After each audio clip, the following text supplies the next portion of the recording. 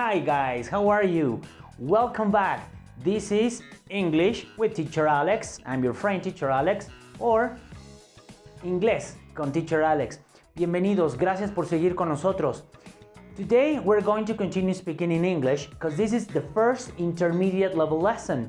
And today we're going to go over a fantastic review about the verb have used as an auxiliary. Now we're going to understand and to practice with have and has, there you have them, as auxiliaries.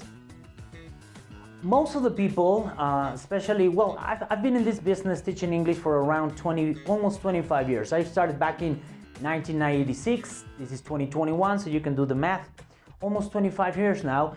So within my experience, I've talked to some of the students who ask me, hey teacher, for example, a simple question is, do you have a pen or a pencil? Do you have a pen? No, I'm sorry, I don't have a pen. And then I ask another student, do you have a pen? And sometimes they answer or they reply, no, I'm sorry, I haven't. I haven't? Yes, I haven't a pen. Whoopsie. Well, that is a mistake. Haven't is used in negative form only as an auxiliary. What is the difference between using the verb have or has as a verb for representing possession, example, very basic, I have a marker, than using have and has as auxiliaries? Quite simple. Look at this timeline that I'm going to show you here. Okay, focus in here. Look at the timeline. This line represents the time. It's easier to be represented with a straight line, as an arrow. Okay, well, this moment in here represents today. Not today, for example, Saturday, Sunday, Monday. No. Today as my present. The days that I'm living right now. Well, that is what we call simple present. The verb is actually in a simple tense. For example, or in infinitive form. For example, I teach English. How often do I do it? Within an everyday basis. I teach normally from Monday to Saturday. But when I use have, in this case, I'm talking about an action that I started in the past. I have done for a period of time, yes, but I continue to do it today in the present. As simple as that. It's actually quite different from simple past. Do not confuse it with simple past.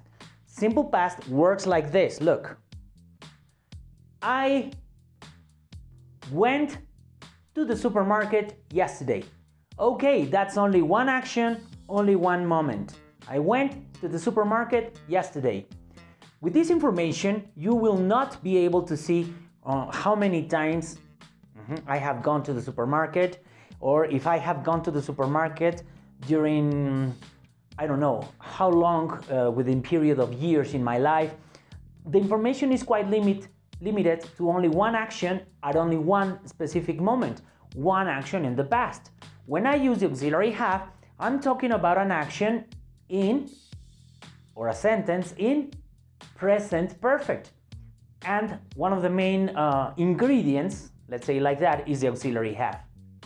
Look, this is present perfect because, and this is the way that I like to see or to look at it, is present because obviously I continue to do it in the present, like in my case.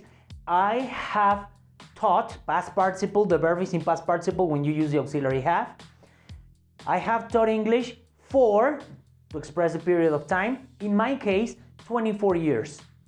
For is the preposition that I'm going to use, look at it, to represent or to talk about the amount of time. 1 year, 2 years, 3 years, 1 month, 2 months, 3 months, 20 years, 50 years, regardless of the amount of time, I use the preposition for. I have taught English for 24 years. That's a complete sentence in present perfect, and the main ingredient is in past participle with the auxiliary have that again represents the period of time. I started in the past and I continue to do it in the present. As simple as that, as simple as that, yeah? If you focus and repeat many different examples of it, today we're gonna have a lesson about it, that's gonna work quite easily. Now, when do I use has? It's exactly the same. The only difference is that I gotta use it with the auxiliary has for the third persons, he, she, it. When I use he, she, it, that's the moment when I have to use the auxiliary has. But it works just like the auxiliary has, just the same. Examples. She works in a bank, okay? Let's agree with that. Now, for how long? The question could be like this. How long? Remember the formula for questions. Auxiliary, then subject, then verb. How long has she worked at the bank? How long has she worked at the bank? My question represents or wants to ask for the amount of time. I have no idea. 1 year, 2 years, 3 years, maybe just 2 days, maybe she's new at the job. I don't know. Let's check it out. The possible answer could be, well, if this is 2021 and she started back in 2019, well, 2 years, almost 2 years. So we can answer she has, which by the way has a contraction, she's. When we use it as an auxiliary, be careful, not as the verb for possession. She's worked, again my verb in, yes, you guessed it right, past participle, at the bank for, period of time, 2 years. Or she has, contraction she's, again, worked at the bank since, now with this preposition I am talking about the moment when you or she in this case started the action. Since, in this case, 2019. That's it. So here we have both sentences. That's the way we structure it. The questions always begin with the same auxiliary. If it's a question for the persons or personal pronouns or pronouns I, you, we, they, then we use have. Let me give you an example for each. Have you gone to the movies this week? Question number 2. Have I forgotten anything? Have I forgotten anything? Probably from the moment when I left my home up until this moment, 3 hours ago. Have I forgotten anything? That's an example with subject I. With the pronoun we. Hey, have we been there before? Have we been, now the verb to be, again in past participle, is used as a simple verb, in this case in past participle. Have we been there before? I don't remember. And they. Have they visited their family this week? Have they visited their family this week? And that's pretty much it. The structure for the answers are just like, in the same way, or as I showed you within the beginning of the process. Look, we have, yes, I have, or no, I haven't. Now as an auxiliary you can use it. For example, have I forgotten anything? Yes, I have. Or contraction. Yes, I've forgotten something. Okay, something because it's an affirmation. Probably I forgot my keys, I don't know. Okay, have we been there before? Look at this answer. No, we haven't. Negative form, we haven't. Now I can obviously use haven't because I'm using it again as an auxiliary. No, we haven't been there before. They. Have they visited their family this year? Or this week, sorry? Have they visited their family this week? Look, yes, they have. Or, yes, they have, contraction, Dave, visited their family this week. Okay? Okay, the last question. Have you been to the supermarket, I don't know, last weekend? Or this week?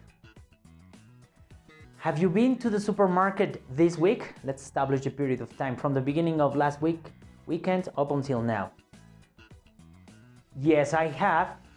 The person who's replying would answer, yes, I have. Or you could actually answer in his or her representation, yes, you have. You have been to the supermarket this week. Okay?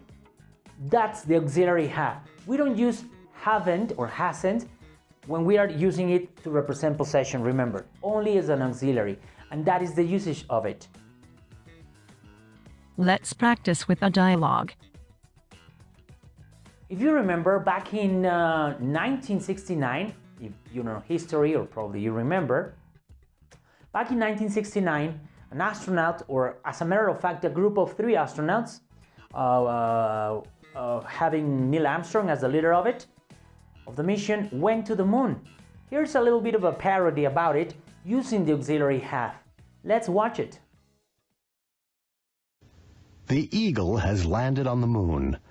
Astronaut Phil Strongarm is speaking to Mission Control in Houston. Hello, Phil. Can you hear me? Yes, I can hear you clearly. What are you going to do next?